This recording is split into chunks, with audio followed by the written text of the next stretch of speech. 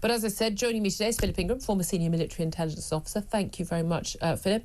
I want to talk about Tulip first, and then I want to talk about Gerry Adams, and I'm sure you've got strong views on both. But Tulip Siddiq, look, you know, she's my local MP, Labour MP for Hampstead and Highgate. Hi, love. She's not an MP, annoyingly. But she was appointed, quite bizarrely, I think we all have to agree, by the Prime Minister to the job of being a city minister in the Treasury, so under Rachel Reeves, but with particular responsibility for anti-corruption matters. Now, given that she was closely, not just closely related, her aunt was the Bangladeshi Prime Minister, forced to flee, now facing corruption charges, but given that Tulip Siddiq herself is one of 12 members of that family and their associates, also being investigated under any sort of international corruption charges but in Bangladesh. Given that there had already been some questions raised about her links with her aunt, she has never once sort of disowned her aunt for... There's no question at all. This was a murderous regime. This was a regime that completely and utterly stifled all free speech, stifled opposition people. Even a Brit held behind bars. I mean, wouldn't speak out. Would never lobbied her own family member to say, "Look, can you release this Brit? You know, I'm a British MP." So, in no way disowning this horribly corrupt, violent, murderous regime that her aunt had. Now, it's not her fault if her aunt does that, but she did decide to take a flat worth £700,000, you know, as you do. She said it was a gift from her parents. Well, it wasn't a gift from her parents. It was a gift, ultimately, from a very close associate donor to her aunt's government, which apparently she inadvertently misled the Mail newspaper when they were trying to seek this information sooner. We're told by the number 10 ethics advisor, to whom Tulip Siddiq referred herself. Did she refer herself, or was she told you have to refer yourself? She quit hours after he issued a report saying Sir Keir Starmer should consider her ongoing responsibilities in light of the perception of a conflict of interest. He says that she had inadvertently misled the public over the flat she received as a gift from a man with connections to the Awami League, the supporters of her mother's party.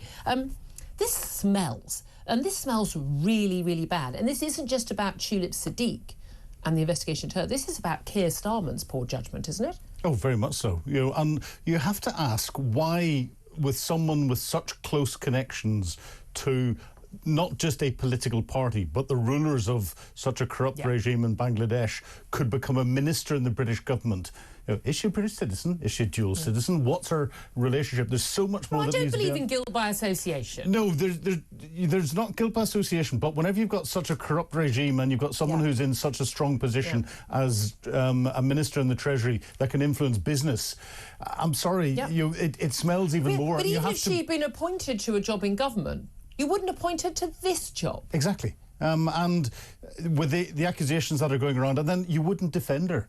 And the whole Which she has done for 26 days. Exactly. The whole way through the last government, Keir Starmer was the first to stand up and say either Boris Johnson or Rishi Sunak failed to take quick action whenever, and Rishi Sunak would come in and say, "I'm following due process," and everything else. He was all about upholding standards, and then we had free gear Keir. We've had lots of these things. I mean, look, and he's not doing the same. He's not living up to what he said. We're 6 months in. The poll ratings are dire, as we've seen. There's, you know, Reform at 1 point behind Labour.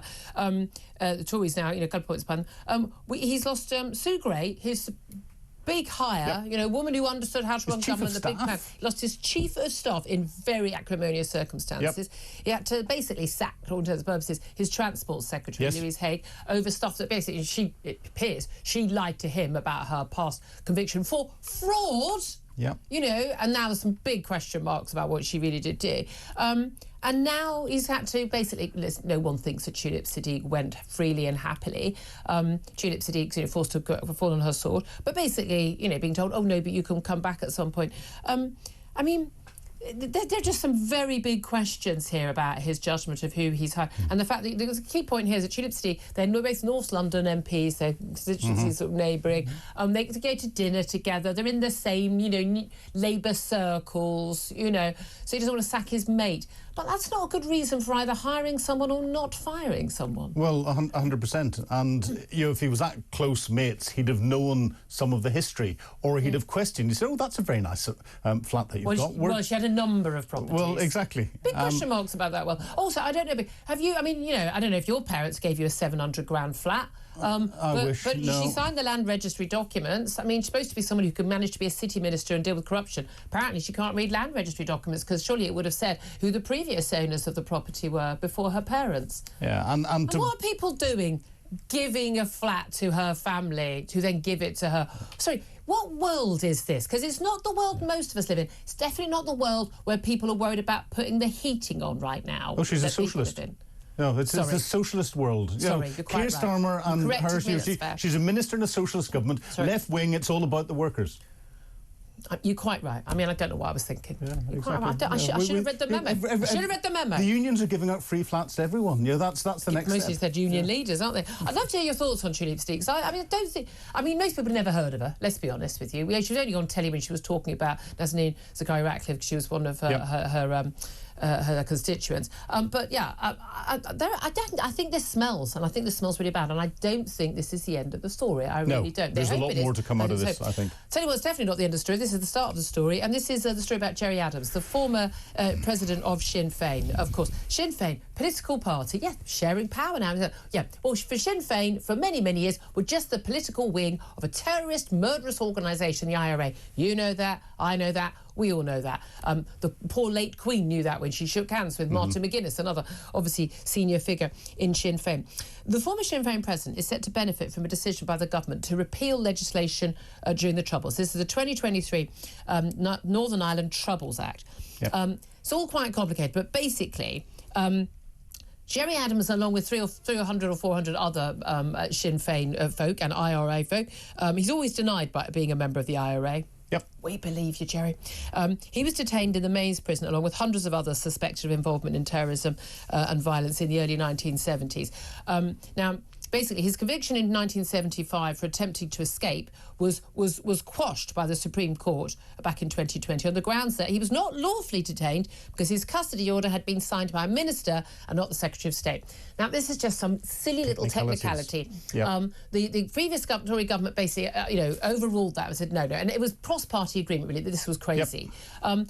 Now, Labour is saying, well, no, I mean, he was unlawfully held. We're going to repeal sections of this Northern Ireland Act so that we can show our full commitment to human rights legislation. So under the Human Rights Act, that will be sacrosanct. So he was unlawfully imprisoned, therefore he should get compensation. Who pays the compensation? We you do. And me. You're from Northern Ireland, Philip Ingram. What is your reaction to this? I cannot say it on air. Fair enough. Thank you. Keep us on air. Because Ted would be cutting us off completely. Some facts behind this. Sinn Féin. Provisional Sinn Féin, the political wing of the IRA. They broke away from the political Sinn Féin in the Republic in 1970. The original Sinn Féin that caused the 1916 Easter Uprising and all the rest of it then transitioned into the two political parties that there are in the Republic of Ireland today, Fianna Fáil and Fine Gael. So there's no link between provisional Sinn Féin, the political wing of a terror organisation, and the other Sinn Féins that go on elsewhere. Internment was brought in between 1971 and 75 as IRA terrorism was growing. And these were people who hadn't been convicted. These are people who hadn't been convicted. There's a concern here. There was a large number of innocent people put behind bars and they were arrested by the army and by the police in dawn raids, and it was an appalling miscarriage of justice. However, there was a significant... Not in every case. There was a significant minority of the individuals that are in there that were part of the terror organisations and related to it and carrying out troubles. And this is because there's a real difficulty in this country in getting enough evidence to get over the evidential barrier to prosecute people. And the difficulty of having undercover agents. And also, let's face it, the threats that were made to be... Basically, if you provided any evidence you helped get these people convicted, you were dead and so were your family. You got killed. So, there was the Northern Ireland Legacy Act or the Northern Ireland Troubles Act that came in. Two of the sections in it, sections 46 and 47, covered the fact that some individuals had been inappropriately or illegally interned under legal state, but turned around and said there was good reason for it, and therefore we're not going to give them compensation and everything else. Keir Starmer has got no reason to do this, but he's going to repeal sections 46 and 47 of the Northern Ireland Troubles Act, which will then allow him allow the individuals to claim compensation off the British taxpayer. There are many on the left of the Labour Party who are incredibly sympathetic, not just to Sinn Féin, and but to the IRA. But to the IRA. Yeah. We've seen that. And Gerry Adams has consistently said that he's not been a member of the IRA. However, he was the president of Provisional Sinn Féin for 34 years. He was MP for West Belfast between 1983 and 1992, and then again between 97 and 2011. The IRA and Sinn Féin were so closely linked. Now, Gerry Adams has been called to task on this and is actually being sued by victims of IRA bombings in the mainland UK, and is in court between February and June next year. And we've got John Clark, who suffered in the Old Bailey bombing in 1973, Jonathan Ganesha and Barry Lynch, who suffered in the Arndale bombing and the Docklands bombing in 1996. They're suing him for £1 because they want him to admit that he was admitting they don't want they want money. They just want the truth. They want the truth to come out. I think for a lot of people who are much younger, just don't recall how routine it was. I mean, certainly bombings in Northern Ireland, but bombings, on the British mainland. Well, it was quite routine. It was an ongoing thing. I mean, I can remember. I went for started as a political journalist in the House of Commons in 1998, late 97, early 98, just before the Good Friday Agreement. And I've got Irish background, Irish grandparents on one side. Took 6 months to get a security pass. To put this into context, we deployed significantly more troops into Northern Ireland to try and keep a lid on the troubles that were being stirred up by the IRA. There were other Republican terror organisations and there were loyalist terrorist organisations. They're all fighting with each other, but fighting against the British forces. We put more troops into Northern Ireland than we did ever into Afghanistan. Yeah, I mean, it is extreme. I would love to hear your reaction to this, because your taxpayers' money could be spent compensating Gerry Adams for time he spent behind bars when he was with Sinn Féin. He's always denied being a member of the IRA. And of course we all believe him, don't we?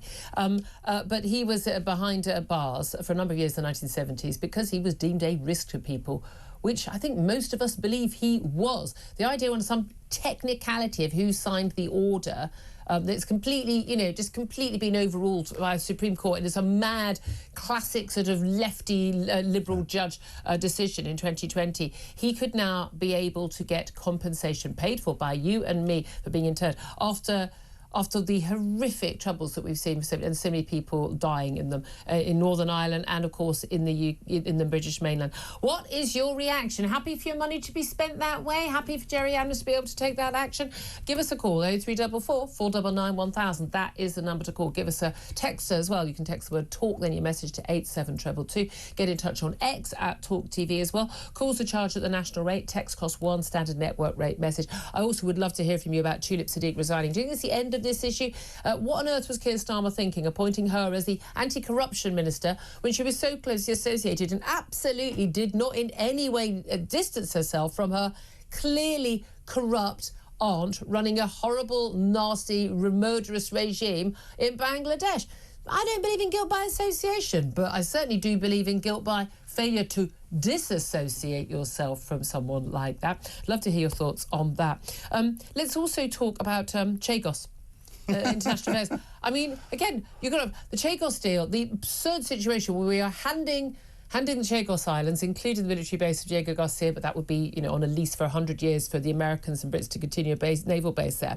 But Chagos Islands to be not handed back, handed to Mauritius, who have never ruled them, have no connection to them, are thousands of miles away from them in the Pacific Ocean.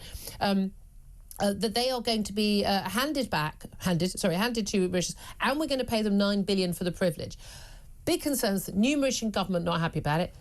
Incoming new Trump regime on Monday ain't happy about it, quite rightly. Desperate moves to sign that deal off this week by the Brits before Trump can basically overrule it and not agree to this lease deal.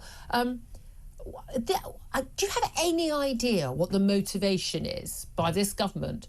This seems like their number one priority, with all the things going wrong in this country and around the world. Their number one priority is to offload Chagos. Yeah. Why? I'm one of the few people who knew where the Chagos Islands were. Thank you. I did Google before, it on the day. But before the announcement came out, because of Diego Garcia and its importance. It is strategically important for the United States, for the United Kingdom, and stability within the whole of the Southeast Asian region. There is no political reason, logical reason, for them to be handed over to anyone, never mind Mauritius, in what's going on. And for who this are very much in cahoots with China. For this to be pushed through so quickly as a priority over looking after our NHS, looking after our teachers, looking after our relationship with the EU, looking after what's going on in Ireland, Northern Ireland. You know, there is no logic to this whatsoever in any way, shape or form. So there's something else going on? There has to be, because the amount of political capital that the government has expended, knowing that they're upsetting the incoming Trump regime, is frightening. But again, it says all of these links between the Chambers mission, which employed Keir Starmer, and all his human rights, and these lawyers that were, and all his mates, and these lawyers are acting for the Mauritians government over the years. There's something very strange going on. There is. The only link I can find is that the senior legal advisor to the Mauritian government set up the set of chambers that gave Keir Starmer his break, and they are good mates. There's no other detail in there, and he's not explaining it in any way, shape or form in the Commons or anywhere else. I cannot find a logic to it. Wasn't Jonathan Powell involved, who's now the National Security Advisor? Jonathan Powell's been involved in these there's more people involved the whole way through. Everyone's up to their necks in this. There is something going on. I'm surprised he hasn't put Tulip Siddiq in charge. The previous Tory government had started to look at the plan on this, but had recognised that there were issues in it, and they had parked the plan. It wasn't going to be implemented. There was no reason for Keir Starmer to pick it up. No. As soon as he came in and say, this is my biggest foreign policy priority. Also, this paves the way, you know, Falklands, Gibraltar, everyone's like, let's give everything, quote, back to other countries. It's really quite bizarre.